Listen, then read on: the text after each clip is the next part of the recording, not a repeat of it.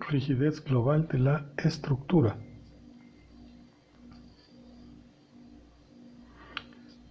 Hoy estudiaremos la relación entre la rigidez global K mayúscula y los desplazamientos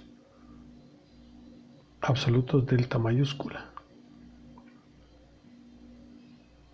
Para introducirnos a este tema, vamos a revisar rápidamente el concepto de rigidez.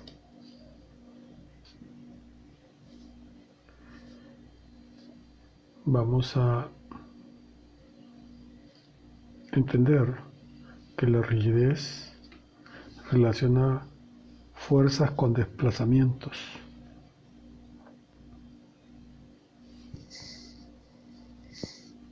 La manera en que se conceptúa la rigidez es la siguiente. Se considera que la rigidez es la fuerza que se necesita aplicar en un punto para producir un desplazamiento unitario en otro punto. Aquí conviene hacer una aclaración. La carga o la fuerza a la que hago referencia es una fuerza aplicada en un punto y en una dirección en particular. Y el desplazamiento es medido en otro punto y en otra dirección particular.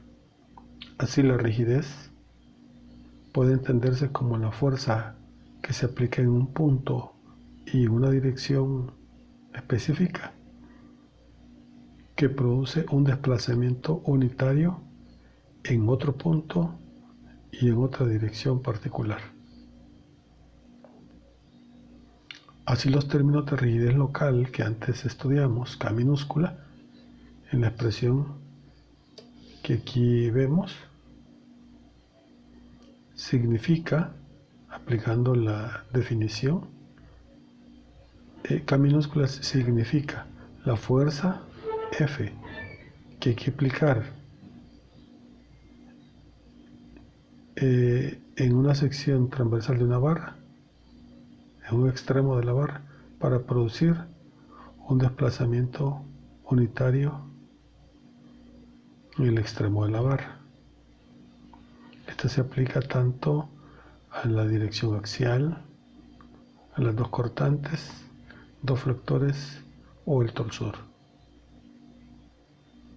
Ahora pretendemos aclarar la relación o estudiar la relación que hay entre las cargas externas y los desplazamientos absolutos. Ellos están vinculados, tal como lo dice la rigidez, a través de una rigidez distinta a la anterior. A esta rigidez se le denomina rigidez global o rigidez de la estructura. Esta rigidez global relaciona puntos y direcciones de la estructura donde se aplica la carga y punto y dirección de la estructura donde se mide el desplazamiento.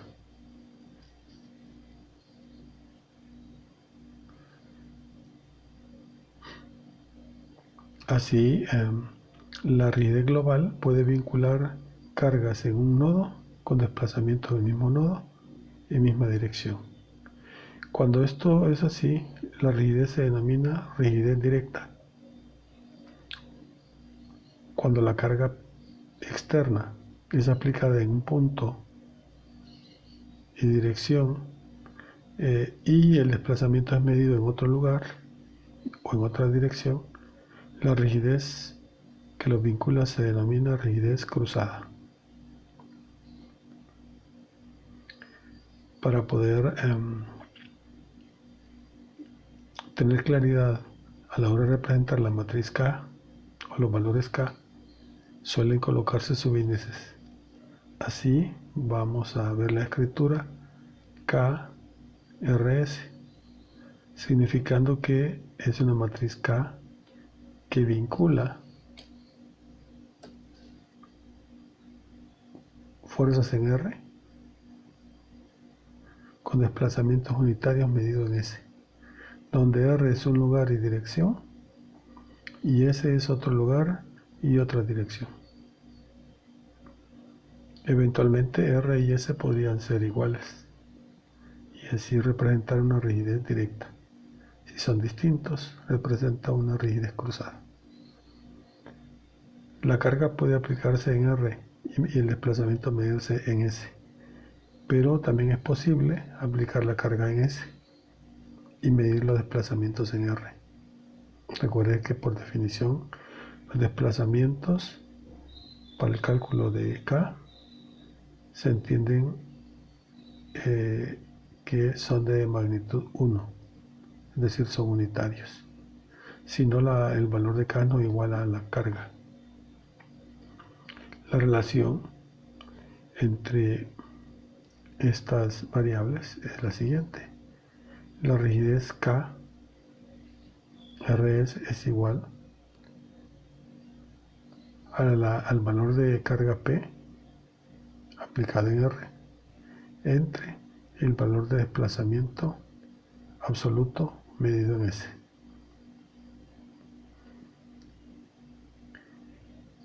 Si aplicamos el concepto inicial, veremos el sentido que adquiere esa definición. Esta relación es válida siempre que estemos en el rango elástico.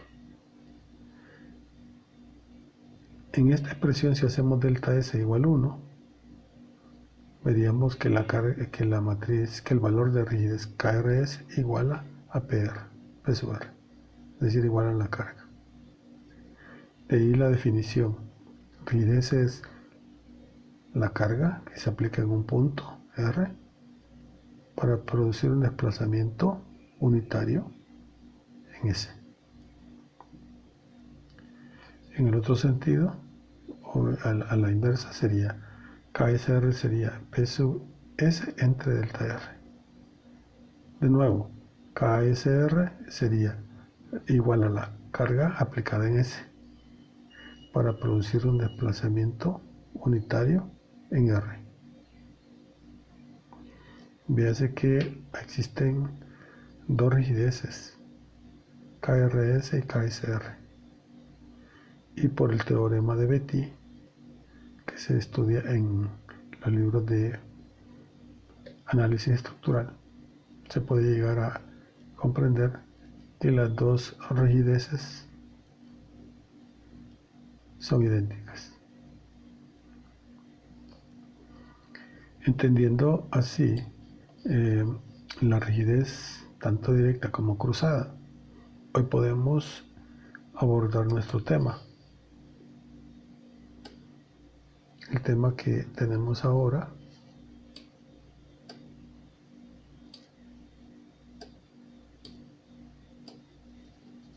es el de rigidez de la estructura. Nos interesa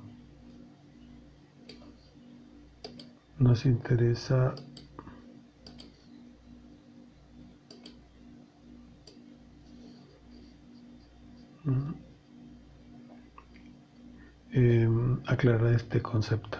Es el mismo que hemos visto en las imágenes anteriores.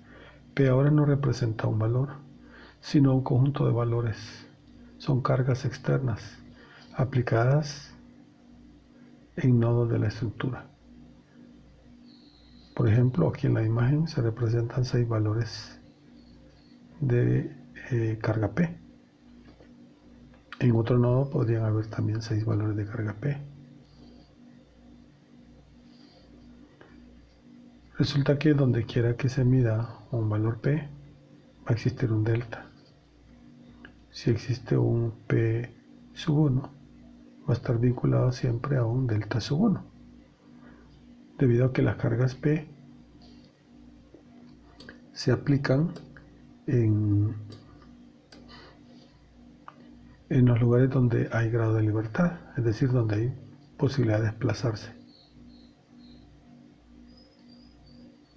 Siempre que hay grado de libertad, hay desplazamiento, ahí es posible aplicar carga P.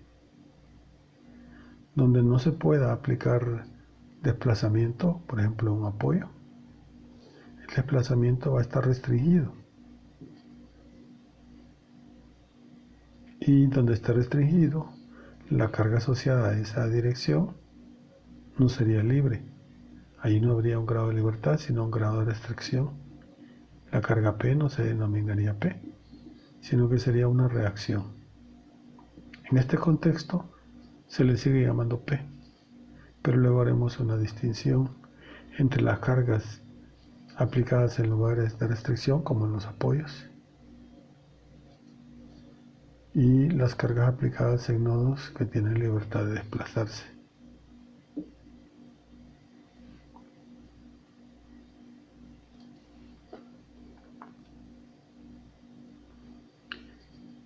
Cuando nosotros enfocamos la totalidad de la estructura con todos sus nodos, podríamos pensar que el conjunto de cargas P las podemos colectar en una matriz, como se ve acá.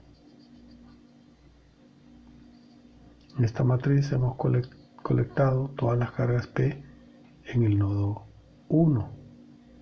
Luego irían las del nodo 2, etcétera, hasta el nodo enésimo.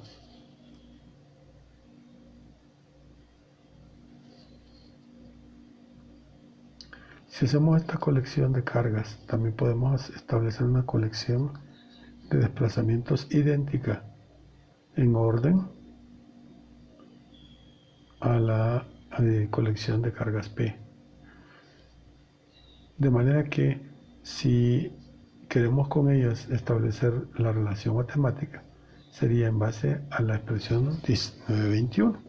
Es decir, entendiendo que existe una matriz K de rigidez total de la estructura que relaciona al conjunto total de cargas P con el conjunto total de desplazamientos delta.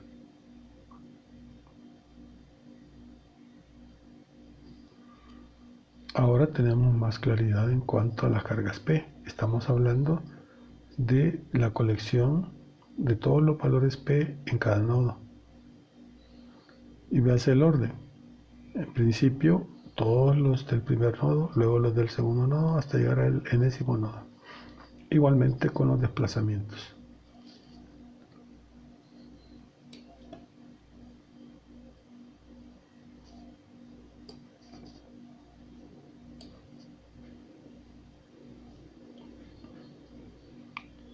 Esta colección de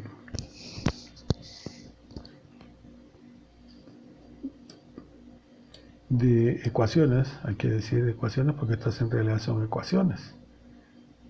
Este valor de P es igual a un conjunto de valores K mayúscula por estos desplazamientos. Seguramente esta carga P está vinculada con algunos desplazamientos a través de rigideces y probablemente no lo esté con otros. En todo caso, lo que tenemos es una ecuación. Y hay que comprender que cuando tenemos nodos en la estructura, no todas las direcciones, como las 6 que vemos aquí, las 3 lineales y las 3 angulares, no todas las direcciones son direcciones donde haya libertad de desplazarse. En algunas estructuras podría haber algunas direcciones muy particulares en las que no pueda desplazarse. Por ejemplo, cuando se tienen rodillos en los apoyos, o cuando se tiene una guía de desplazamiento en una dirección particular, por ejemplo.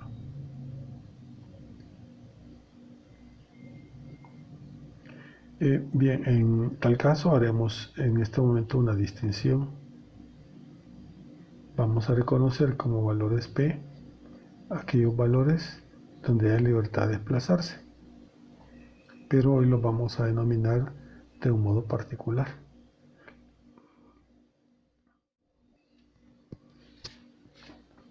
Los vamos a agrupar con un subíndice.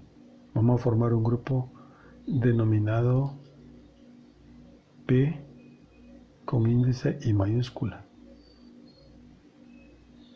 Y vamos a formar otro grupo con los valores delta, los que tengan libertad de desplazarse. Recuerden, no todos podrían tener libertad, algunos podrían tener restricción. Pues, todos los que tengan libertad pasarían a formar parte, siempre respetando el nodo, del grupo delta I en mayúscula. Ya denominaré a esto una I para simplificar la manera de decirlo. Así tendremos un grupo de valores P, una I, y un grupo similar de delta, una I, donde quiera que haya libertad de desplazarse. Y donde haya dificultad para hacerlo, donde haya dificultad para desplazarse, por ejemplo, en los apoyos, ahí tendremos valores P,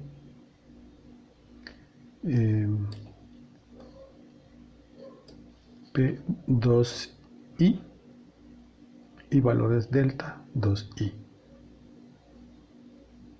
Así, reconociendo dos grupos, podríamos en la ecuación ya planteada, en la ecuación 1922, podríamos hacer un reordenamiento,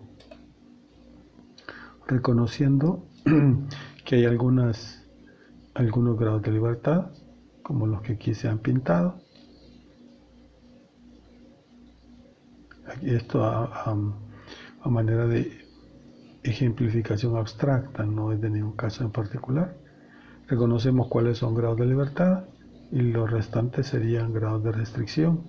Ahora podríamos llevar los grados de libertad a colectarlos primero y luego los de restricción quedarían agrupados después. De tal manera que podamos establecer una agrupación matricialmente hablando como esta. Tendríamos primero los P1I, luego los P2I. Y aquí tendríamos la colección de ecuaciones. Ahora, ¿cómo queda y por qué queda de esta manera? Para entender esto, consideremos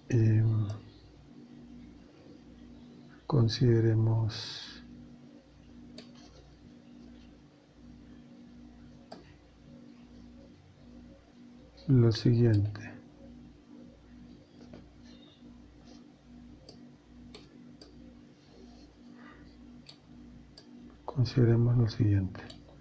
Consideremos esta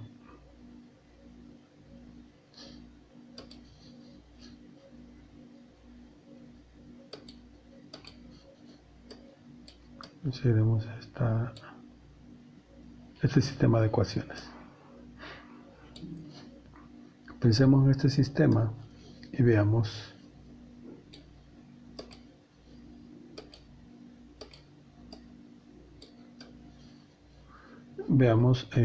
que matricialmente se puede plantear así. Los coeficientes 2, 3 y menos 4 serían los coeficientes de las variables, igual 9. Separamos las X, la Y y la Z siguiendo esta idea.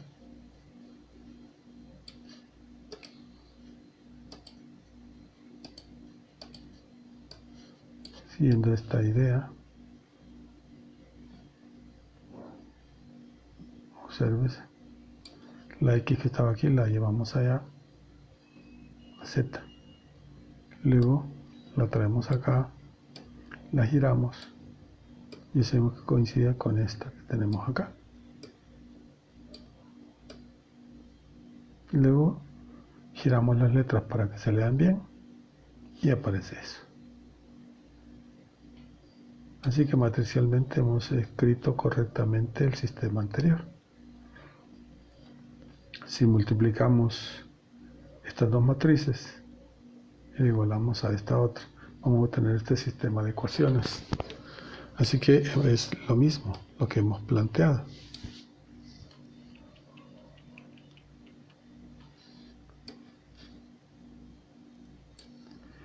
Si este sistema quisiéramos reordenarlo de manera que tengamos el sistema en el siguiente orden, es decir, intercambiando la segunda ecuación por la tercera, esperaríamos tenerlo así. Entonces, ¿qué ocurre? Pensemos qué ocurre ahora con nuestro planteamiento matricial.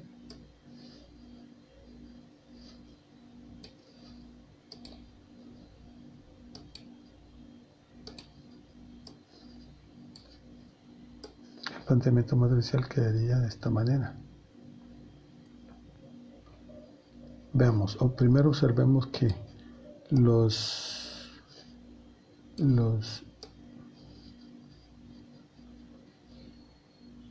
coeficientes de las ecuaciones, la primera fila no ha cambiado, excepto las columnas que luego explicaremos. La segunda sí cambia por la tercera, hay un intercambio. Fíjense que el 2 y el menos 7 intercambiaron, y el menos 3 y el 1 intercambiaron. Pero el 3 sigue estando en la misma fila y el menos 4 sigue estando en la misma primera fila, el 2 también. Bien, si hacemos el intercambio de las filas segunda con la tercera, resulta que la variable z y la y intercambian. Eran yz, ahora son zy. Cuando esto se da,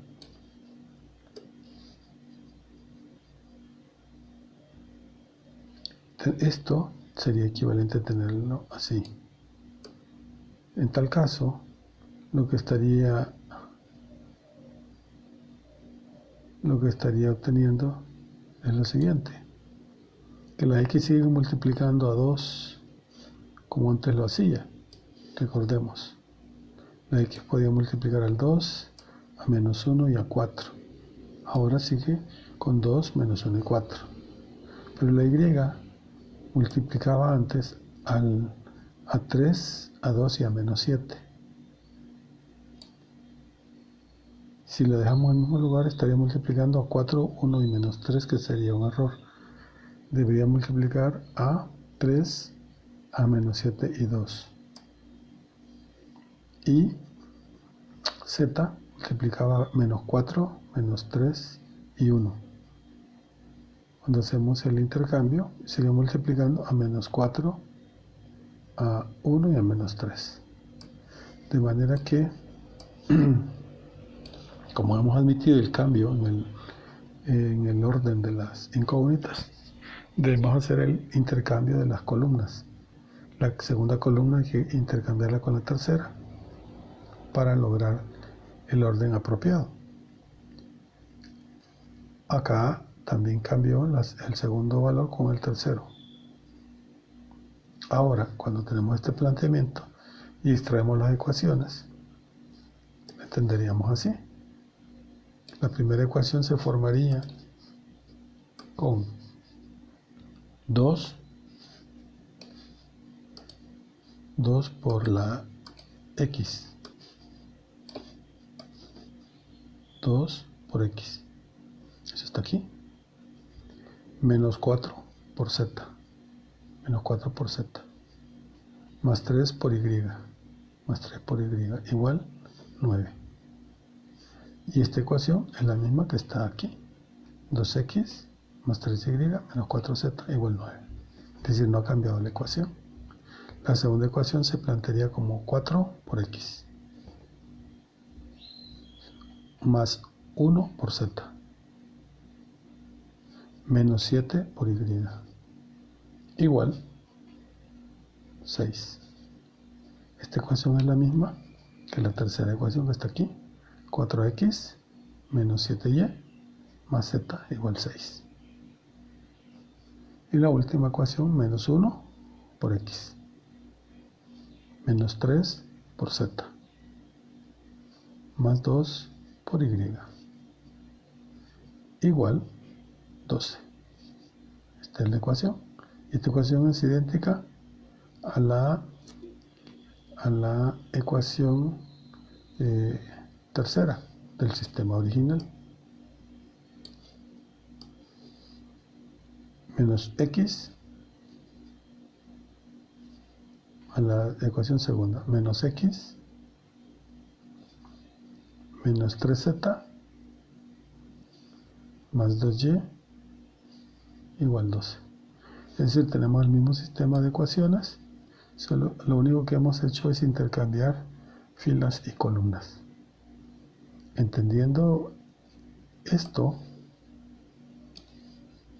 ahora perfectamente podemos comprender lo que aquí matricialmente se ha expresado.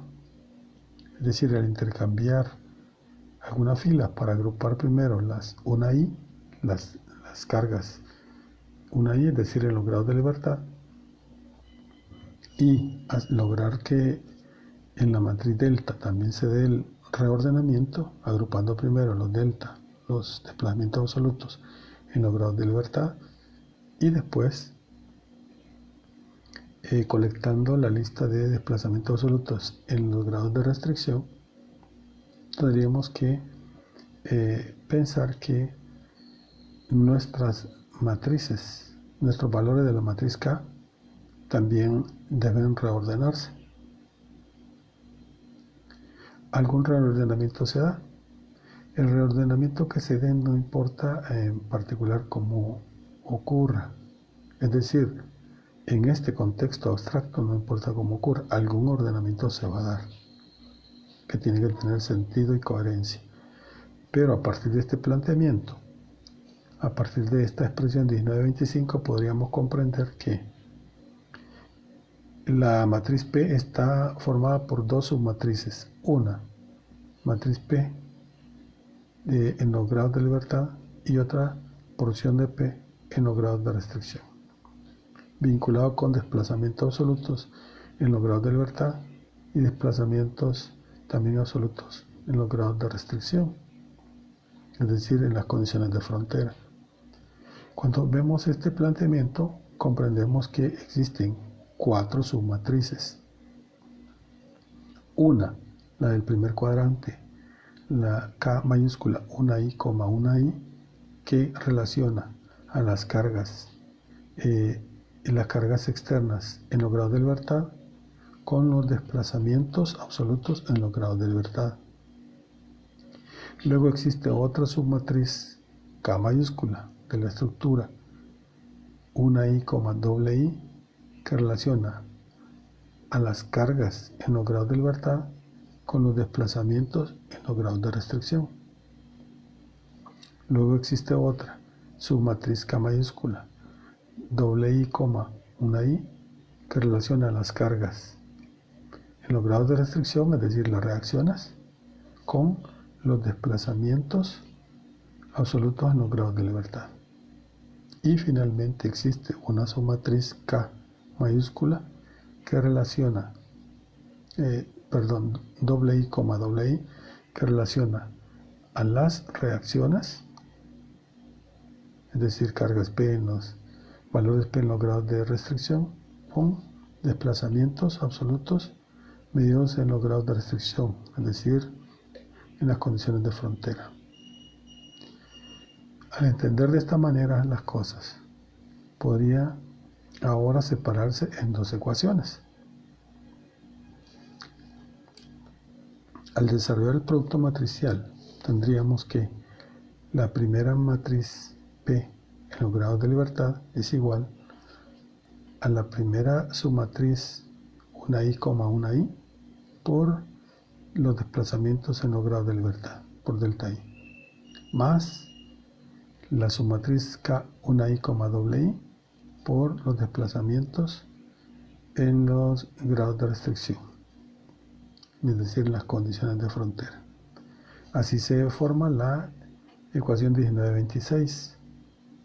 De un modo similar, se forma la ecuación para las restricciones, es decir, en las condiciones de frontera. En el segundo renglón tendríamos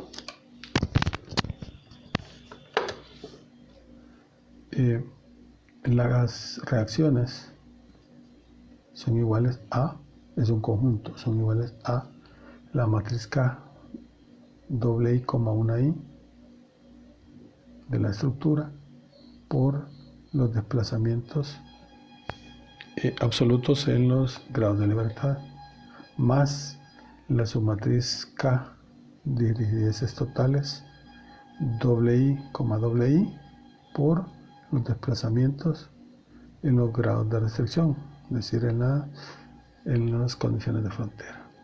De esa manera tienen dos ecuaciones, 1926 y 1927. De aquí hay que reconocer que existe una posibilidad, y es muy frecuente en las estructuras, y es que las estructuras, para que sean estructuras estables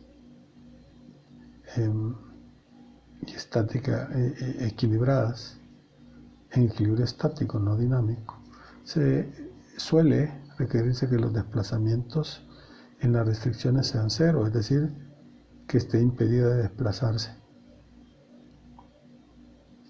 Al tener desplazamiento cero en algunos lugares, la estructura se ve impedida de desplazarse y la estructura puede recibir carga y transmitirlos en la cimentación. Esto es muy común, pero no siempre no es la totalidad de las posibilidades.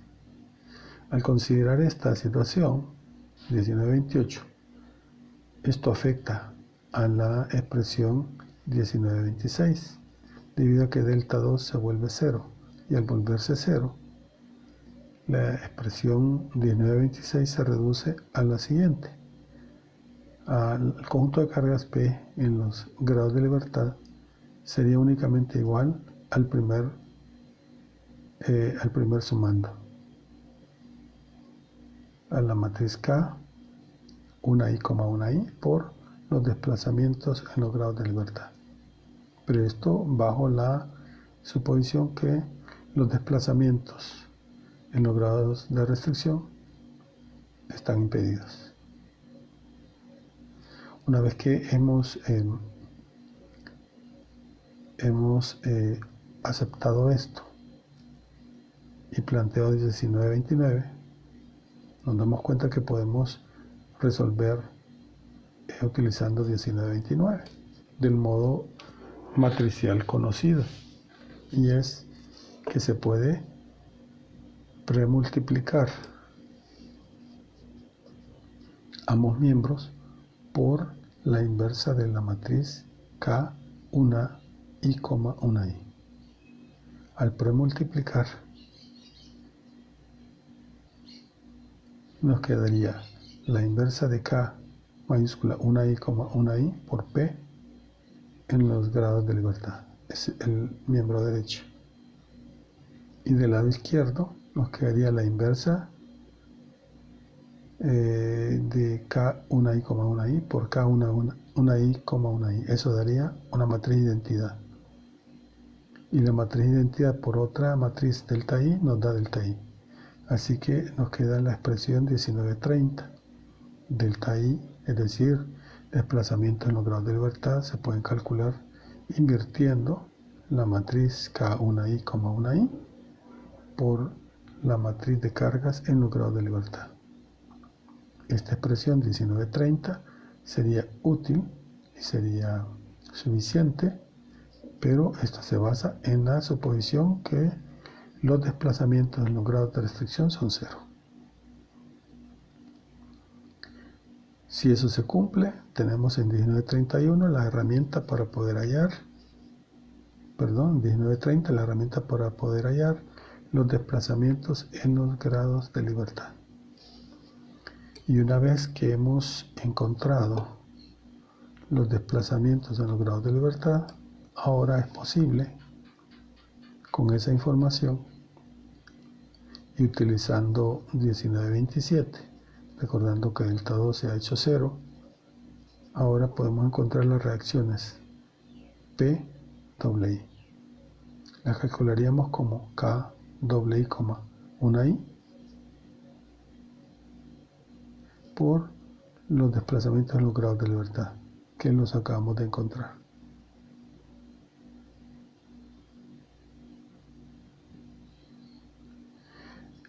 Ahora tendríamos en 1931 la herramienta para poder hallar las reacciones.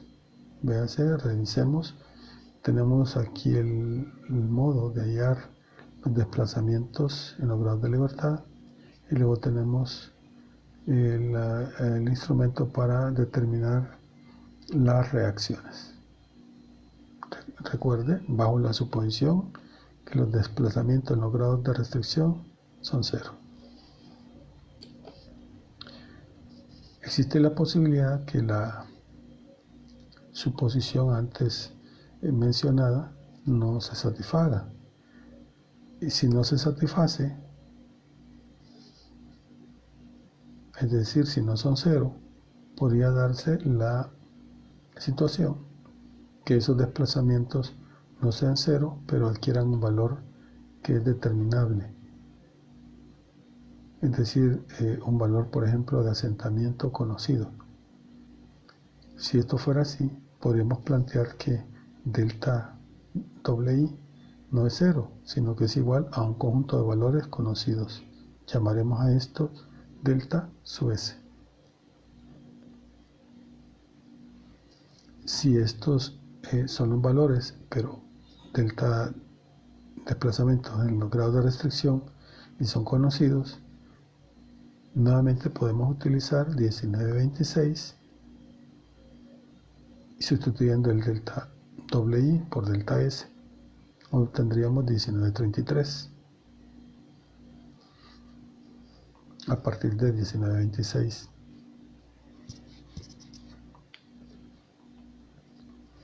Veamos cómo. Podríamos perfectamente en 1926 tomar su mando derecho y trasladarlo al miembro izquierdo.